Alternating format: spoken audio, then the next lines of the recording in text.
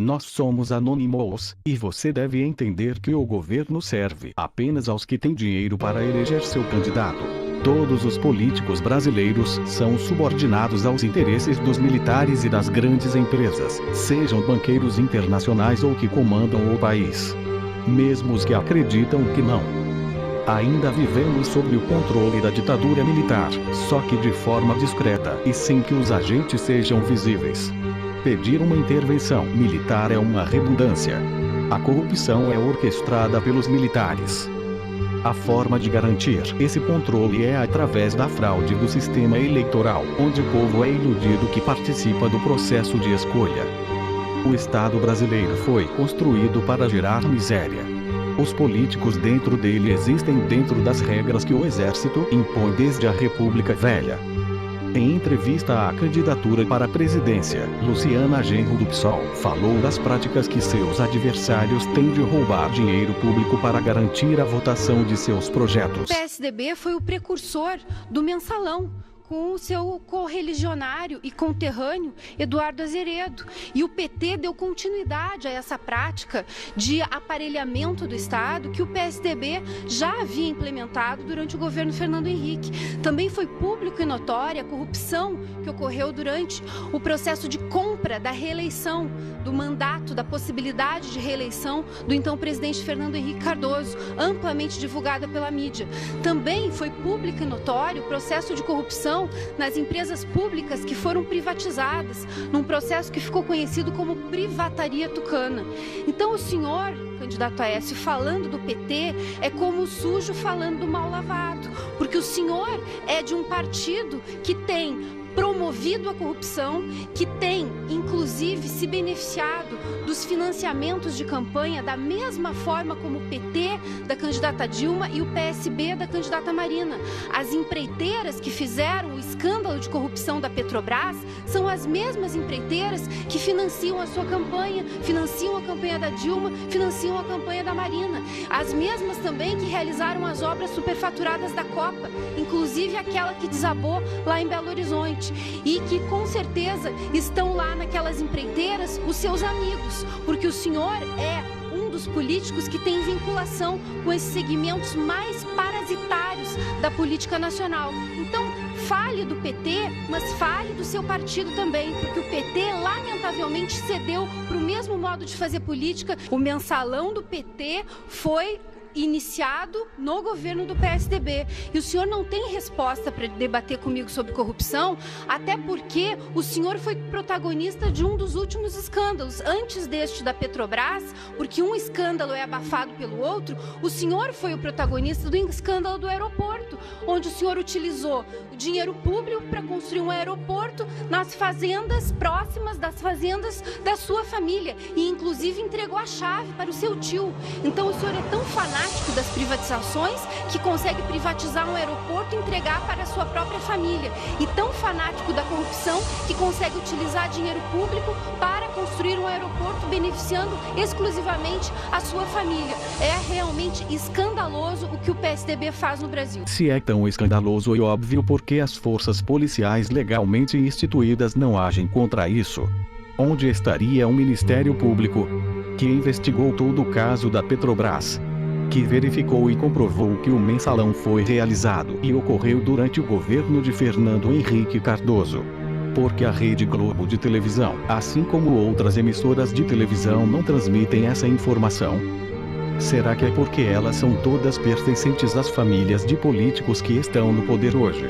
Foi cedida pela ditadura militar. Luciana Genro, em seguida, foi questionada justamente sobre estar sendo ajudada por empresas ricas do país, inclusive a Gerdau, uma defensora da ditadura militar. Preciso taxar a riqueza das 5.000 famílias mais ricas, obviamente, do Brasil. Exato. No entanto, em 2008, quando a senhora foi candidata a prefeita de Porto Alegre, a senhora recebeu R$100 mil da multinacional gaúcha Gerdau, que inclusive todos sabem apoiou a ditadura militar, todos sabem apoiou a ditadura militar, todos sabem apoiou a ditadura militar na década de 60.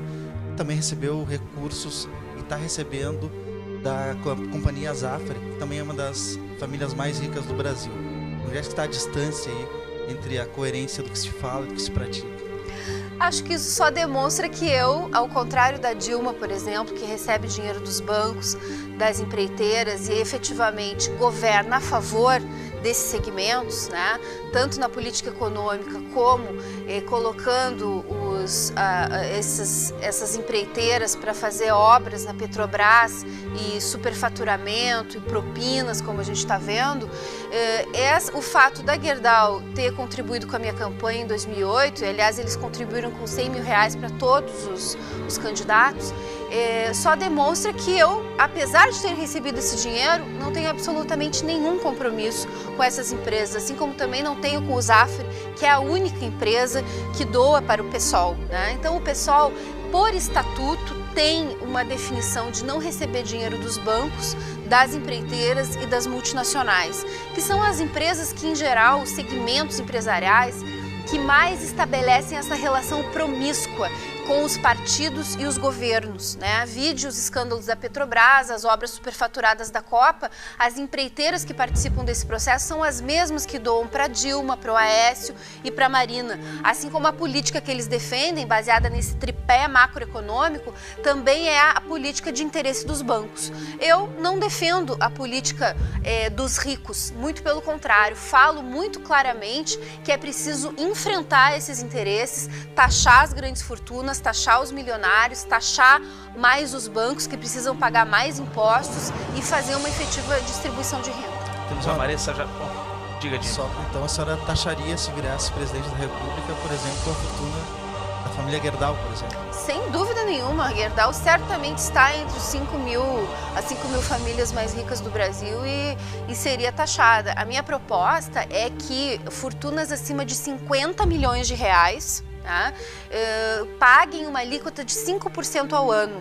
Isso possibilitaria uma arrecadação de 90 bilhões ao ano, levando em consideração essa média de 5 mil famílias mais ricas do Brasil, que foi feita pelo Márcio Postman no Atlas da Exclusão Social, que dá mais ou menos uma média de 400 milhões de reais por família, né, de patrimônio. Então, todos os que estiverem acima dos 50 milhões teriam as suas fortunas. Luciana Genro inocentemente recebeu dinheiro da Gerdau e acredita que essa não iria lhe cobrar nenhum favor posteriormente. Além disso, todos os partidos receberam financiamento em suas campanhas para isso. Seria uma forma de ação benevolente dessas empresas.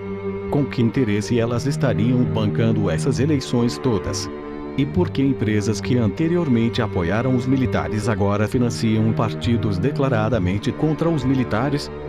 A resposta é simples. O Estado brasileiro ainda serve para a mesma função do período pré-eleitoral. Justamente os investimentos e a especulação que as ações que a Luciana Genro diz estar ameaçando com sua candidatura nunca serão realizadas, porque a dívida externa e interna é o que mais justifica a corrupção hoje.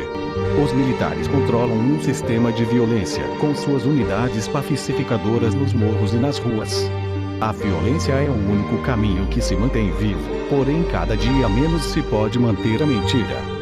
Se o PT e o PSDB, e especialmente o PMDB, eram os grandes opositores da ditadura militar, porque a Comissão da Verdade não chegou até o fundo desses militares corruptos e dessas empresas que os bancou? Porque essas empresas não só não são investigadas até onde são culpadas nisso tudo, como sequer os grandes chefes militares também não são. A questão é simples. Luciana Genro é útil para manter o esquema dentro dos moldes deles. Quem são as empresas que financiam a nossa falsa democracia e quais delas bancam os militares e sua polícia assassina? Por ora somos a fúria na escuridão, já movemos o país em 2013 contra esse sistema dos militares, voltaremos como uma onda, uma massa de descontentes. Esperem por nós, não perdoamos, não esquecemos.